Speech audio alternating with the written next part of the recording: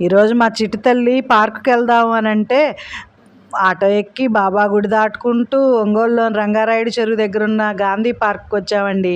నేను మా చెల్లెలు కూతురు. సండే అవుటాన పార్క్ బాగా క్రౌడ్గానే ఉందండి. చిన్న చిన్న బాతుల్లో బుడ్డి పిల్లలు వాటర్ బోటింగ్ చేస్తున్నారండి. ఉయ్యాల్లో చిన్న చిన్న పిల్లలు ఊగుతున్నారు. అన్నీ చిన్నపిల్లలకు కాదండి, పెద్దవాళ్ళకి కూడా పెద్ద టీవీ పెట్టి సినిమా వేస్తున్నారండి. ప్రస్తుతానికి అందరు నుంచొని చూస్తున్నారు. ఈలోపు మా బంగారం బాంబు పేల్చిందండి. అమ్మ నా ఫోన్ పోయింది అనిందండి.